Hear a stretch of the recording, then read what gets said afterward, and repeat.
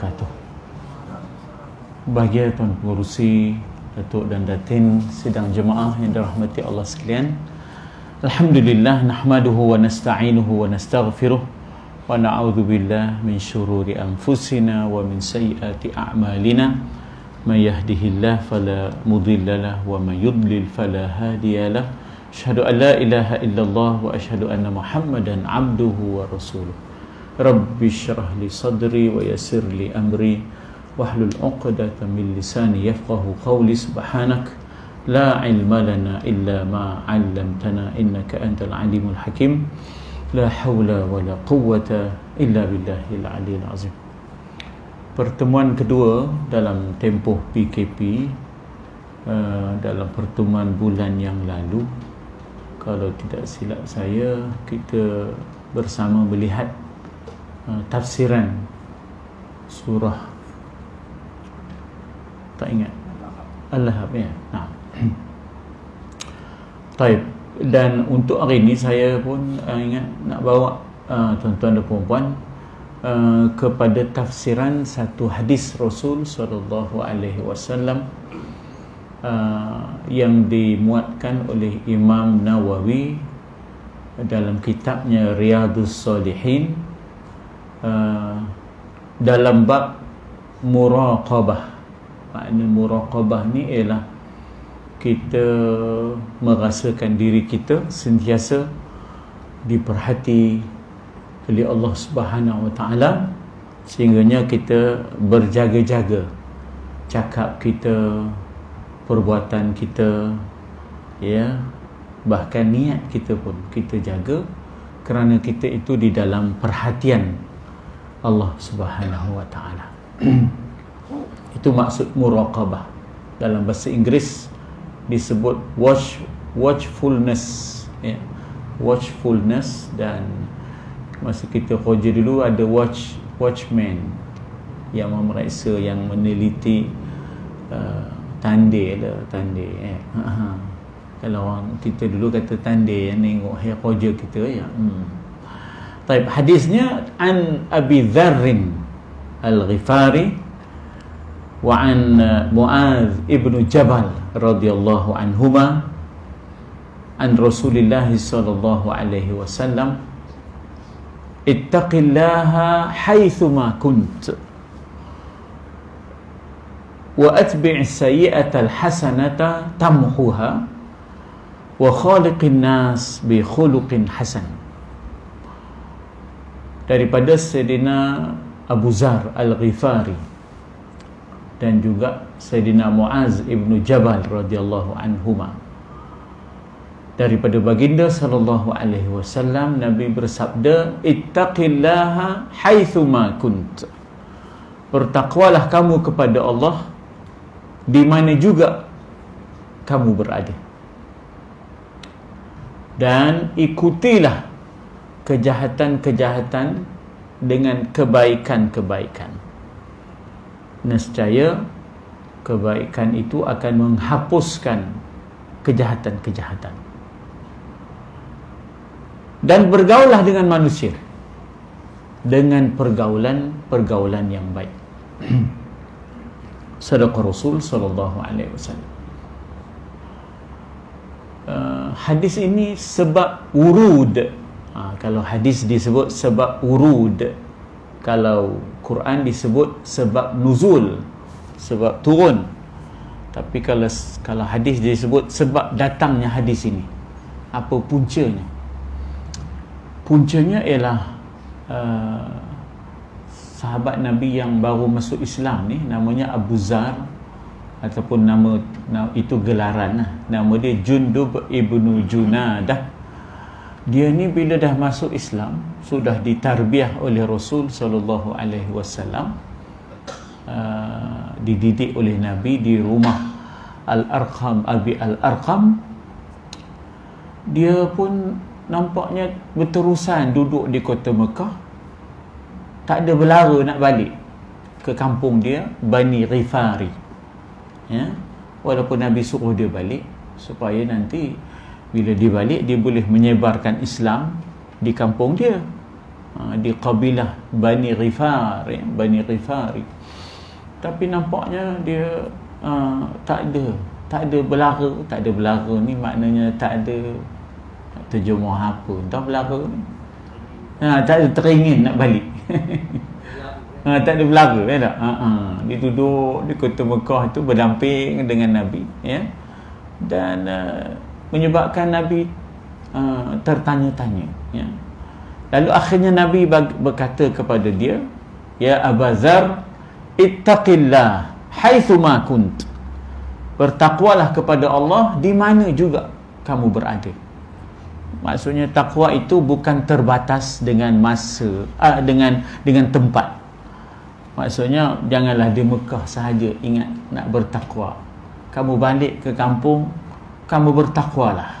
Apa makna takwa? Takwa maknanya ialah peliharalah, ya, peliharalah Allah, dalam erti kata peliharalah ajarannya, hukum hakamnya, suruh larangnya, dan pastikan kamu itu merasa diri kamu diperhatikan, tingkah lakumu, cakapmu, niatmu diperhatikan Allah Subhanahu wa taala. Jadi jangan dibataskan takwa itu kepada tempat, ya, jangan anggap bahawa takwa itu hanya di Mekah. Ya, dulu ada begitu, ya, bila ke masjid, di masjid dia cakap betul, sehingganya bila dia bercakap di masjid tu, dia kata ini cakap masjid ni, cakap masjid je yang betul. Di luar masjid boleh berdoa pula dah, boleh menipu pula dah. Ini teman cakap masjid ni, ada lagi dia semayang. Jadi seolah-olahnya Allah itu bertempat. Makanya hanya berbicara dengan benar, hanya berbuat yang betul kalau berada di masjid. Sedangkan ittaqillaha haitsuma kunt. Bertakwalah kepada Allah di mana juga. Ya, jangan hanya di Mekah. Kamu balik ke kampung kamu, Bani Ghifar, kamu berdakwah di sana dan kamu jagalah takwa kamu, kerana Allah bukan dibataskan oleh tempat tertentu, bukan di masjid je, bukan di Masjidil Haram je, ya, bukan di Mekah sahaja. Hai, setengah orang masa di Mekah tu dia jaga 40 waktu tu, dia jaga nak berjemaah, berjemaah di Masjidil Haram. Mak sembangnya Masjidil Haram saja. Teman tadi tahu macam mana, tak ingat di Masjidil Haram tadi selipar letak mana.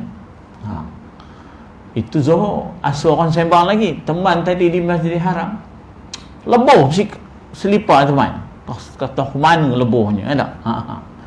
Kalau maghrib sembang lagi, isyak sembang lagi. Teman tadi di Masjidil Haram, ya, punya dah sudahnya sujud atas orang, sudah punya dah lambat sangat perginya, sudah tak dan sudahnya sujud atas orang, punya lah ramai orang. Jadi 40 waktu tu dijaga sungguh Masjidil Haram sesaja. Sampai di Malaysia bertukar jadi haram masjid pula dah. Jadi Masjidil Haram kali ni haram masjid. Haram datang ke masjid. Dah tak sampai seru pula dah. Kalau di Mekah jaga Masjidil Haram sesaja, ya tak?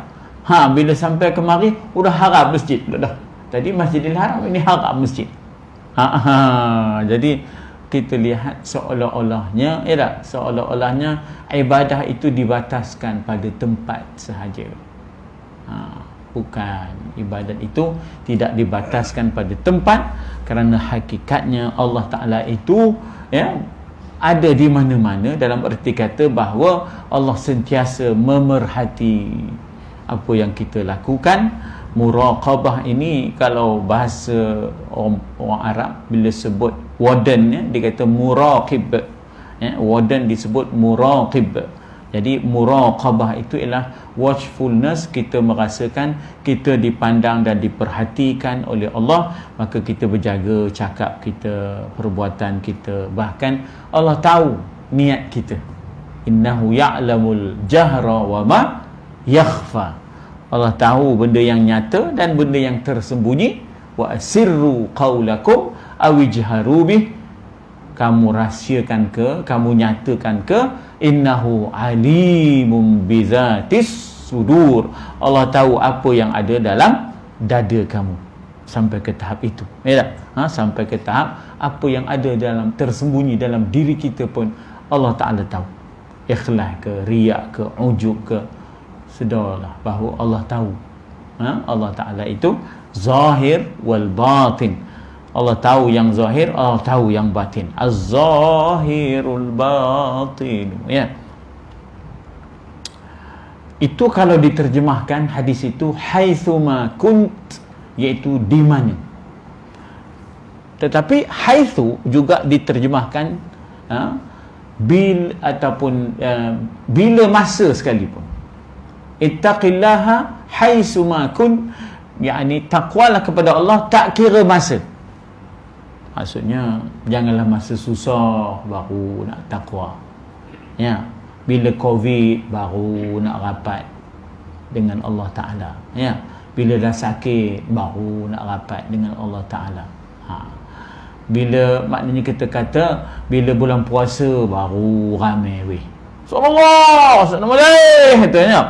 Mak ada kalau bulan puasa selawatnya marah 5 macam je bunyinya dah. Oi, tu ngapo mikir 5 macam selawatnya. Awak tengok kok ada more pula. Ada more ba'diyah pula. More ba'diyah ni lepas tarawih.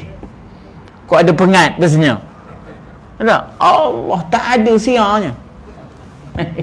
Itu yang selawatnya kuat tu. Sallallahu alaihi wasallam. Tengok belakang. Kok ada siar sampai biasanya. Tak juga seri muka biasanya. Itu tak adalah morebak dia tu dalam kitab, jangan carilah, itu saya reka lah. Sebab semayang sunat sebelum ba'diyah qabliyah, lepas ba'diyah. Kok ada more qabliyah dengan more ba'diyah ada. More qabliyah masa berbuka tadi lah, kok ada more ba'diyah lepas tarawih ada. Dia mati masa selawat, dia mati ke belakang tu sallallahu alaihi wasallam.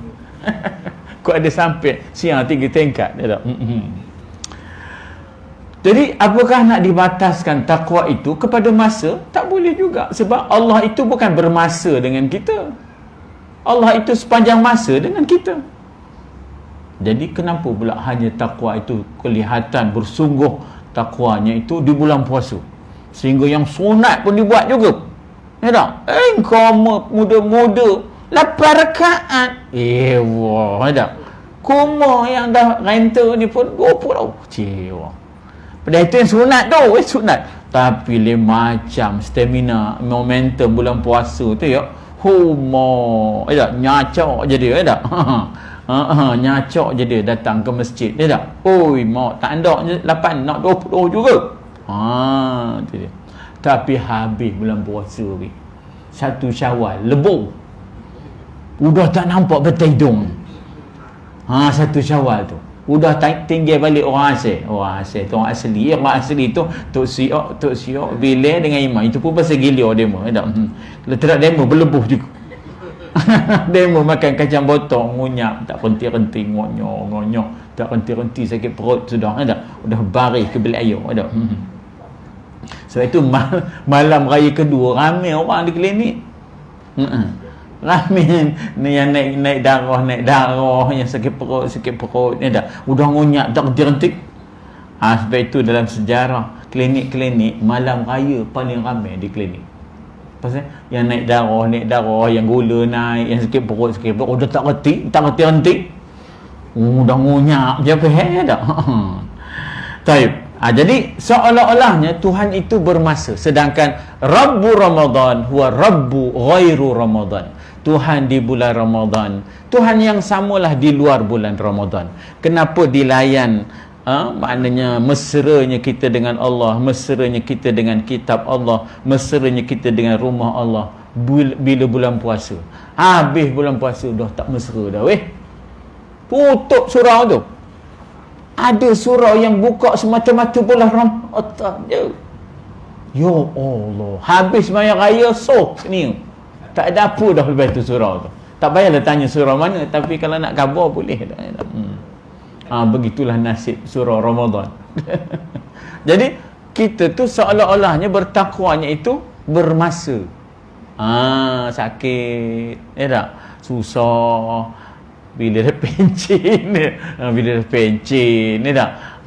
Bila mana bulan puasa, habis puasa, ya, masa sehat, masa senang, tak nampak weh. Bila dia stabil, tak nampak dia. Bila dia susah, nampak pula. Itu yang kadang-kadang seolah-olahnya takwa itu bermasa. Mana boleh begitu? Ittaqillaha haitsuma kunt. Takwalah kepada Allah, tak kira masa, tak kira tempat. Sebab Allah yang mencipta masa, Allah yang mencipta tempat, maka takwa itu melampaui dan merentas masa dan tempat. Jangan kita hanya takwa bila masa bulan puasa, habis puasa sudah tak ada takwa. Satu Syawal tu sudah tinggi takwa pula. Dah tinggi takwa, ada takwa dah tak ada, takwa pula dah. Satu Syawal tu dah tak nampak, ngadap pecah pula dah. Dalam pecah ada takwa, ada. Jadi kita seolah-olah mendiskriminasikan Tuhan. Kita hanya rapat dengan Allah Ta'ala itu di bulan tertentu, masa tertentu, tempat tertentu. Sedangkan Allah Ta'ala itu melampaui masa dan melampaui tempat. Jadi ini pesan, ya, pesan Nabi kepada Abu Zar. Sebab Abu Zar itu seolah-olahnya tak confident untuk pulang ke kampungnya. Dia rasa tak boleh jaga takwa tu. Seolah-olahnya kalau duduk di Mekah tu terpelihara takwanya, kalau balik kampung belum tentu. Tak. Nabi kata, ittaqillaha haitsuma kunt. Takwalah kamu kepada Allah di mana dan bila, tak kira. Yang ini nak jaga ni tak? Nak jaga ni. Sebab apa? Kadang-kadang kita ni gemar bermusim. Bulan puasa ramai, luar puasa dah kurang. Jadi kita tak boleh takwa kepada Allah itu bermusim, kerana Allah Tuhan yang kita sembah di bulan Ramadan, itulah juga Tuhan yang kita sembah di luar bulan Ramadan. Jadi jangan seperti anak-anak yang hanya rapat dengan pak saudara dan mak saudara kerana nak dapat duit raya. Bila dah dapat, dia langgar-langgar pak saudara, mak saudara. Haram dia pedulinya dah. Itu tadi rapit penuh, tak? Salam-salam, cium tangan. Rupanya nakkan duit raya, rupanya dapat duit raya lebau. Tak nampak dah pak saudaranya dah. Kita dulu tidak begitu, ya. Kita rapat dengan pak saudara, mak saudara, bukan masalah duit raya. Kita dulu diasuh kerana kita ini anak saudara, kerana kita ini cucu, kita menghormati orang tua, kita ambil perhatian, ya tak, bersorehlah kita, berapat mesralah kita. Begitulah, kita tidak ada hidden agenda, kita tidak ada agenda lain yang tersembunyi. Maka kita dengan Allah, ya, kita dengan Allah, kita tidak boleh berkira-kira dengan Tuhan. Jangan ada win-win situation, ya, ada situasi menang-menang. Susah pun kita tetap dengan Tuhan, sakit pun kita tetap dengan Tuhan, senang pun kita tetap dengan Tuhan, lapang pun kita tetap dengan Tuhan, luar Ramadan pun kita tetap dengan Tuhan. Kalau begitu, maka alhamdulillah, stamina dan juga momentum takwa kita itu akan terpelihara. Bahkan sebenarnya wujudnya bulan tertentu, masa tertentu, tempat tertentu itu sebagai strategi untuk kita mencari bekalan. Wujudnya Ramadan itu strategi untuk mencari bekalan. Ibarat R&R. Kita rehat, kita rawat, ya, diri kita. Recreate and refresh ourselves, ya tak? Maksudnya lepas itu kita berjalan lebih segar. Maksudnya bila keluar daripada Ramadan, kita beramal lebih hebat. Begitu. Ya, bila balik pada Mekah, kita beramal lebih hebat. Pasal tempat itu bagaikan R&R bagi kita. Masa itu bagaikan R&R bagi kita. Dia merawat, merehat dan merawat. Akhirnya kita dapat kesegaran beriman dan kesegaran beramal. Maka berubahlah kita bila balik daripada Mekah. Haj mabrur itu, ya tak, akan kelihatan bila mana perubahan berlaku pada diri kita. Jadi keluar daripada Ramadan, kita menjadi mesra, mesra dengan Allah, mesra dengan kitab Allah, mesra dengan hamba Allah, ya. Maknanya kesan daripada Ramadan itu. Sebab di Ramadan tu kita mesra dengan kitab Allah, kita bertadarus. Di Ramadan itu kita mesra dengan rumah Allah kerana kita berjamaah. Maka di luar Ramadan itu, itulah maknanya kita kata daripada Ramadan itu sebagai suatu kekuatan kita peroleh untuk kita amalkan di luar Ramadan esok. Gini lah tuan-tuan, payah sangat. Cikgu Syahri, dia guru yang tak terlatih. Tak minta maaf Cikgu Syahri, bukan Cikgu Syahri sini, itu Cikgu Syahri sini lain. Ini Cikgu Syahri dalam cerita P.Ramlee. Kan dia bila dia tak terlatih, dia pun tulis cikgu apa? Cikgu main bola kan? Cikgu main bola, hari-hari cikgu main bola. Lepas tu ni suruhnya budak-budak tu baca bola-bola. Dianya tidur. Atau dia tahu siapa dia cari yang masa-masa manis tu. Siapa kenal nama? Tak. Dia mau berdating. Tak ingat Cikgu Syahri je. Jadi kita hantarlah Cikgu Syahri ni kerana dia guru tak terlatih ya, untuk pergi ke maktab dengan harapan bahawa setelah dia dilatih di maktab dan dia cemerlang di maktab ya, dia mendapat anugerah ya, kita kata dia mendapat anugerah dekan lah sebagai contohnya ya tak. Maka pulang daripada maktab takkan tulis cikgu main bola, hari-hari cikgu main bola lagi. Mestilah dia apply, mestilah dia amalkan, dia gunakan apa yang dia telah peroleh daripada kecemerlangan yang dapat daripada maktab kemarin. Maka begitulah kita. Kecemerlangan Ramadan itu sehingga kita itu tiap-tiap hari berjemaah, tiap-tiap hari kita baca Quran, tiap-tiap hari kita itu dengan hamba Allah dan rumah Allah, rapat kita dengan Allah di bulan Ramadan, banyak selawat kita. Maka di luar Ramadan pun begitulah juga. Macam tadilah yang masuk maktab perguruan tadi. Jadi sepatutnya bila keluar daripada maktab perguruan, berubahlah prestasi kita. Ya, berubahlah kita punya pendekatan kita. Jadi Ramadan itu bukan matlamat. Ramadan adalah satu strategi untuk membina kekuatan iman dan kekuatan amal. Kalau tak ada Ramadan kita ni entah. Ya tak? Kalau tak ada R&R, macam mana rasanya berjalan? Kan kita bila singgah R&R tu seronok rasa, berdidi mata ya. Bila dapat ngerop dia tak. Dapat ngerop dia R&R. Jadi maknanya berlakulah kesegaran semula ya tak beramal. Sebab itulah hadirnya Ramadan ya, hadirnya tempat seperti Mekah itu untuk satu strategi untuk R&R, untuk kita rawat dan rehat dan untuk kita keluar daripada situ ya, keluar daripada Ramadan, keluar daripada Mekah itu, kita akan menjadi kekuatan untuk beriman dan beramal lebih hebat. Itu sepatutnya ya. Jadi Mekah itu bukan matlamat ya, Ramadan ikut itu bukan matlamat. Selepas itu follow up and follow through-nya, tindakan susulan selepas itu.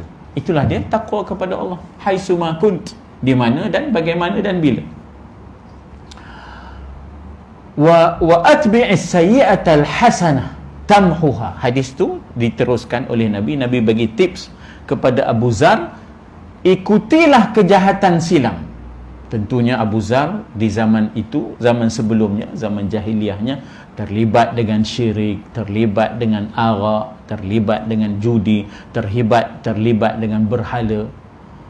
Tetapi kita tidak boleh paranoid, kita tak boleh trauma, tidak boleh dihantui oleh perkara itu berterusan. Maknanya kita kena lupakan masa silam itu, sebab kita kena melihat ke hadapan. Nabi kata, ikutilah zaman silammu, kejahatan-kejahatan silammu, dengan kebaikan-kebaikan yang mendatang. Wa atbi'is sayyi'atal hasanah, ikutilah kejahatan yang lalu dengan kebaikan-kebaikan, nescaya pahala kebaikan akan menghapuskan dosa-dosa kejahatan yang silam. Di sini Nabi nak bagi confident kepada Abu Zar. Barangkali dia terasa tak confident sebab dihantui oleh zaman jahiliahnya, zaman berhala, zaman judi, zaman arak, zaman zina itu ya. Kita pun begitu. Kalau kita tengok balik tahun 60-an, 70-an kita, zaman Betty Grable dulu ya. Zaman kain batik belah tu, zaman London Look tu, zaman karan-karan tu lah. Masa tu tidur 3 hari negor aja kopi tu. Pasal baru lepas karat ni tadi, kedai nyonya cantik. Betul pun kedai nyonya cantik tu betul rasanya ya. Kedai nyonya cantik tu setentang dengan balai bomba. Memang cantik dia nyonya tu. Tapi saya renik lagi dak lah nak urat dia maksudnya dak.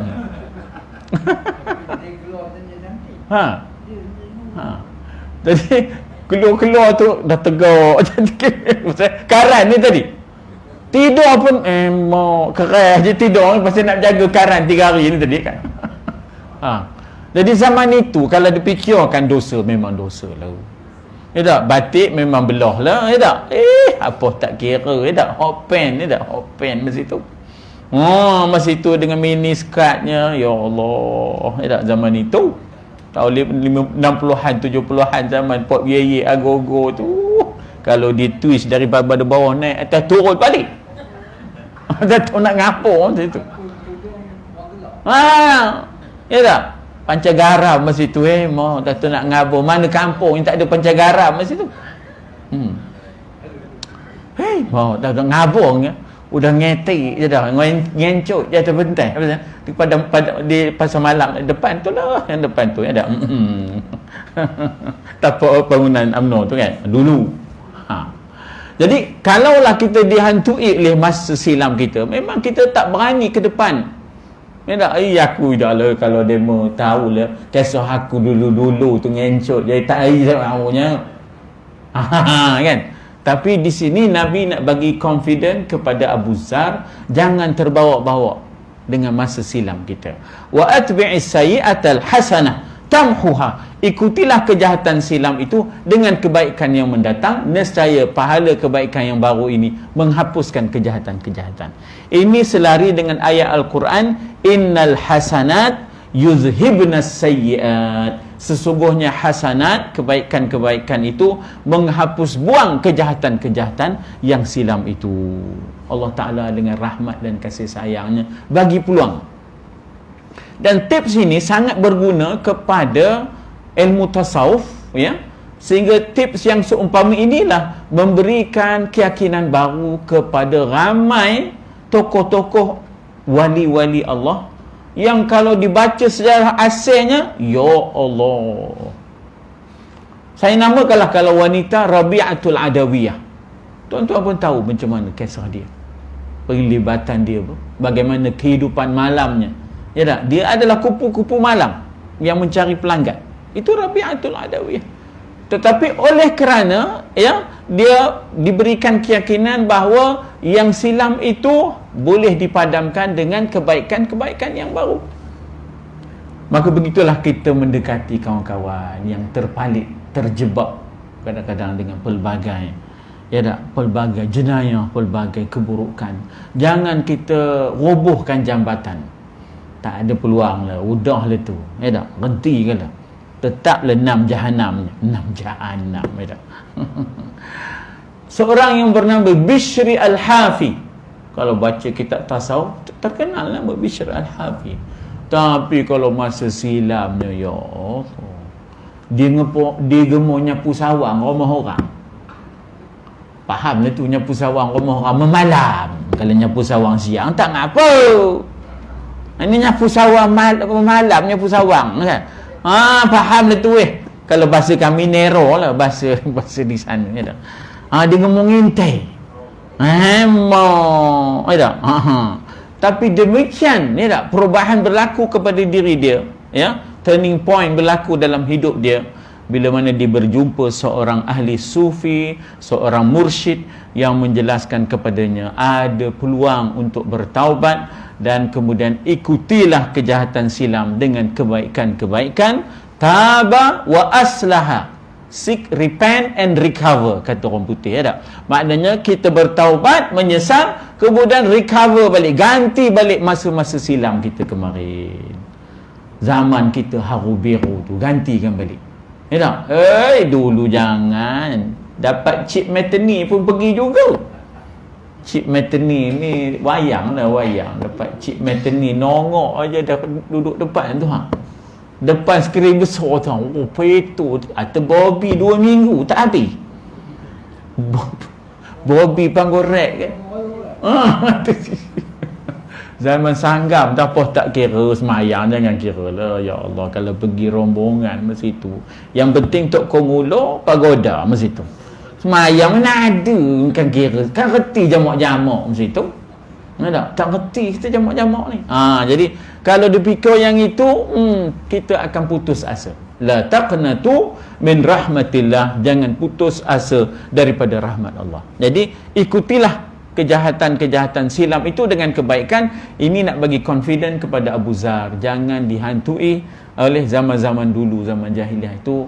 Kita fikir ke depan, kita nak buat perubahan pada diri kita. Sebab kalau kita terbawa-bawa dengan masa silam, kita tak akan melangkah ke hadapan. Ya. Kalau orang yang bersengketa, kalau duk ingat lagi yang lama-lama tu, payahlah nak berdamai.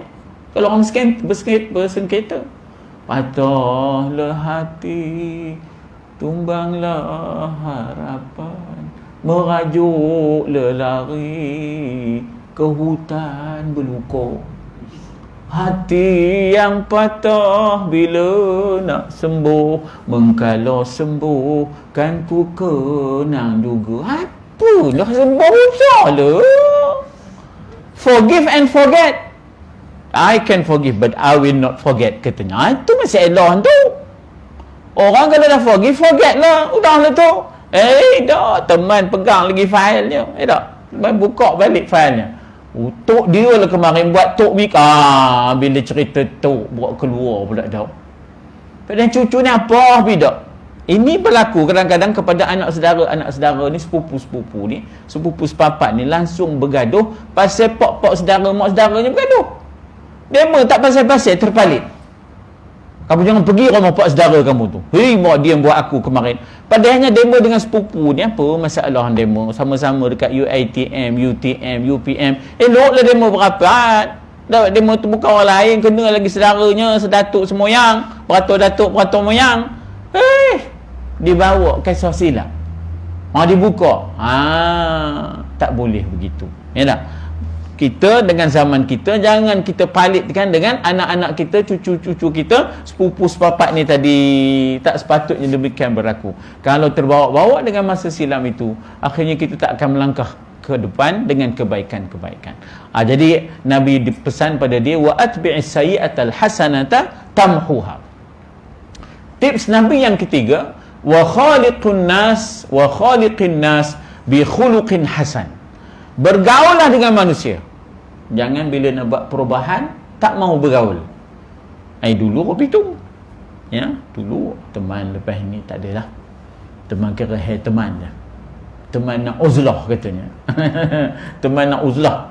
Bukanlah tak boleh bersolok tu, tapi bersolok itu sebenarnya saya kata tadilah retreat. Dia sebenarnya nak merawat diri kita untuk membina kekuatan iman dan amal kita, dan dia bukan matlamat. Suluk itu, solok, orang Melayu kata solok, orang Arab kata suluk. Ya, dia sebenarnya ibarat kalau dalam pengurusan dipanggil retreat, ya tak? Maksudnya kita pergi ke satu tempat, maka di sana kita diasuh, kita dididik, kita maknanya didedahkan dengan pengurusan dan sebagainya. Ya. Jadi adanya suluk itu dalam tasawuf bukan sebagai matlamat, tapi suluk itu membina kekuatan. Lepas itu teruskanlah turun bersama dengan masyarakat dan bergaullah dengan masyarakat. Jangan bila nak buat perubahan tak nak bergaul dengan masyarakat. Wa khaliqin nas, kata Nabi, bergaullah dengan manusia, tetapi kali ini bi khuluqin hasan, dengan pergaulan yang baik. Dulu zaman itu zaman yang apa tak kira, membujur lalu melintang patah doroyan mika doroyan teman tu, ya tak?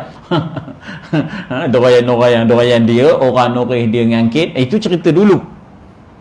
Itu cerita dulu. Wa khaliqin nas bi khuluqin hasan. Dulu memang prestasi kita sangat mendukacitakan dalam pergaulan. Kita banyak curang, kita banyak melakukan penipuan, ya tak? Kita banyak, maknanya kita kata tidak amanah dan tidak jujur. Tapi kali ini kita buat perubahan pada diri kita dalam pergaulan itu. Wa khaliqin nas bi khuluqin hasan.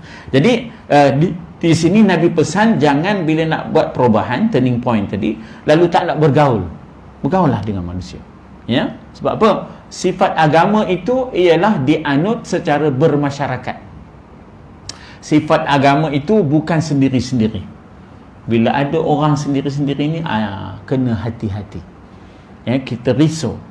Bila sendiri-sendiri ini kita risau. Sebab apa? Sifat agama itu ialah kita bermasyarakat. Sebab itulah dia disyariatkan azan, disyariatkan sembahyang berjemaah. Apa ni tak datang Jumaat, tak datang berjemaah, apa ke passion mereka ni? Teman dia dah sampai ke maqam mana tu? Batu satu. Sudah, dah.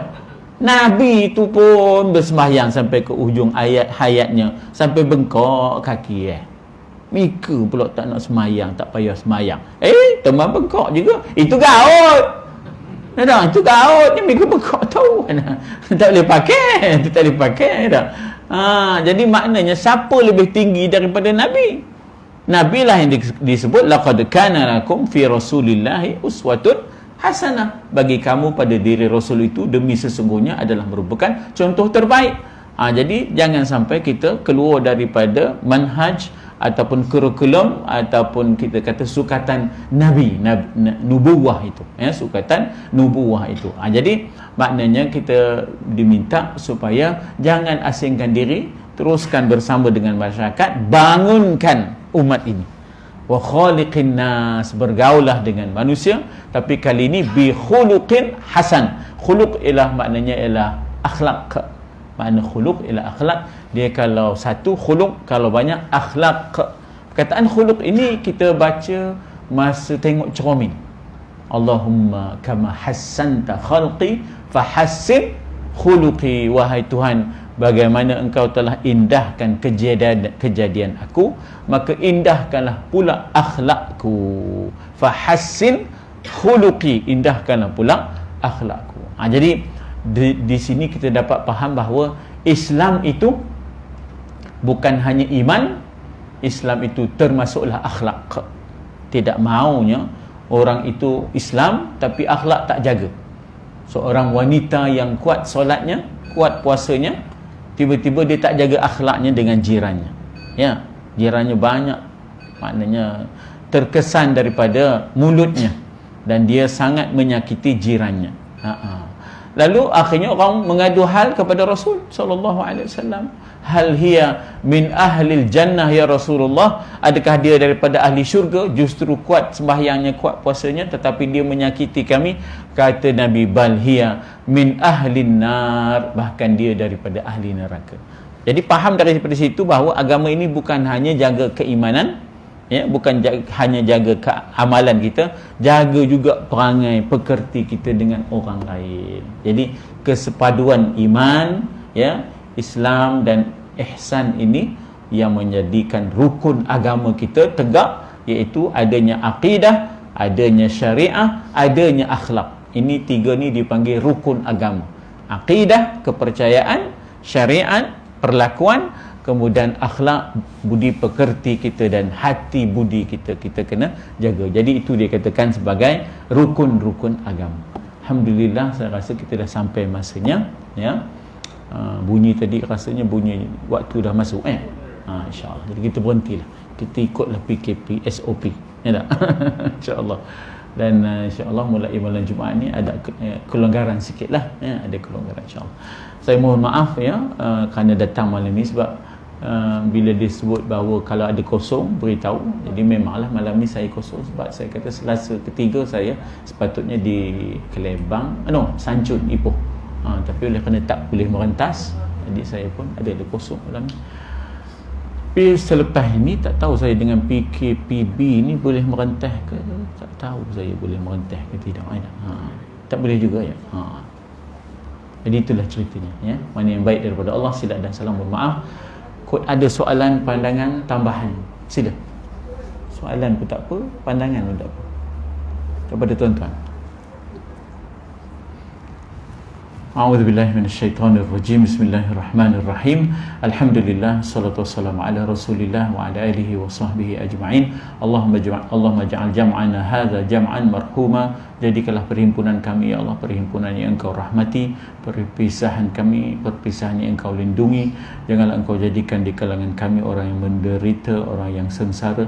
orang-orang yang diharamkan daripada mendapat nikmat-Mu dan rahmat-Mu ya Allah. Ya Allah Tuhan kami, tunjukkanlah kepada kami yang benar itu benar, rezekikan kami untuk mengikutinya. Tunjukkanlah kepada kami yang salah itu salah, rezekikan kami untuk menjauhinya. Wassallallahu ala sayyidina Muhammadin wa ala alihi wasallam. Alhamdulillahirabbil alamin. Taqabbalallahu minkum. Tapi kuliah subuh boleh sebelum Jumaat.